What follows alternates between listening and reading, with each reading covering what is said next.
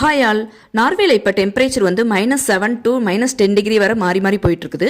இந்த டெம்பரேச்சருக்கு ஒரு லேக்கே ஃப்ரீஸ் ஆயிருக்குன்னு சொன்னா உங்களால் நம்ப முடியுதா? பட் என்னால் நம்ப முடியல. ஸோ அதை டைரக்டாவே போய் பார்க்கலாம்னு கிளம்பிட்டோம். அப்படி நாங்கள் போன அந்த லேக் நார்வே ஆஸ்லோவில் உள்ள சங்ஸ்வான்ற லேக். இது ரொம்ப பாப்புலரான லேக். அந்த லேக் போய் பார்க்கலாமா? இன்னைக்கு ஸ்னோ வந்து நைட்ல இருந்து ஆஃப்டர்நூன் வரை விடாம பெஞ்சுக்கிட்டே இருந்தது. அதனால இந்த ட்ராக் ஃபுல்லாவே பாருங்களேன் எப்படி இருக்குதுன்னு. ஸ்னோ பெஞ்சுக்கிட்டே இருந்தால் ஒன்றும் ஆகாது. பட் ஒன் டே ஸ்டாப் ஆச்சுன்னா அதோட இம்பாக்ட் பயங்கரமா இருக்கும். நாங்கள் அந்த லேக் போகிறதுக்காக ட்ரெயினுக்கு வெயிட் பண்ணிட்டு இருக்கும்போதே பாருங்களேன் 2-3 பேர் வந்து ஸ்கேட் போர்டு எடுத்துகிட்டு போயிட்டு இருந்தாங்க. பிகாஸ் வின்டர் டைமில் லேக் ஃப்ரீஸ் ஆனதால அங்கே நிறைய பேர் வந்து ஐஸ் ஸ்கேட்டிங் பண்ண வருவாங்க. ஈவன் ஸ்கூல்ல இருந்து கூட கிட்ஸை ட்ரெயின் பண்ணுறதுக்கு கூட்டிகிட்டு வருவாங்க. அதே மாதிரி சம்மர் டைம்லையும் ஃபேமிலியாக சேர்ந்து மீட் கிரில் பண்ணி சாப்பிட்டு என்ஜாய் பண்ணிட்டு இருப்பாங்க. அப்புறம் நிறைய பேர் வந்து ஜாகிங் அண்ட் வாக்கிங்காக இங்கே வருவாங்க.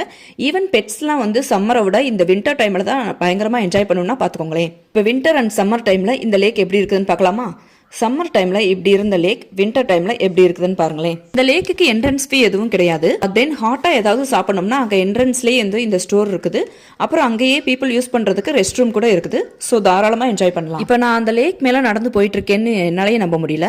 இது கம்ப்ளீட்டாக ஃபாரஸ்ட் ஏரியா அண்ட் டெம்பரேச்சரும் வந்து ரொம்ப லோவாக இருக்கிறதுனால இந்த லேக் இப்படி இருக்குது. இந்த லேக் வந்து ஒன் ஆஃப் த டூரிஸ்ட் ஸ்பாட்டும் கூட. ஸோ கண்டிப்பாக விசிட் பண்ணுங்க. Bye bye.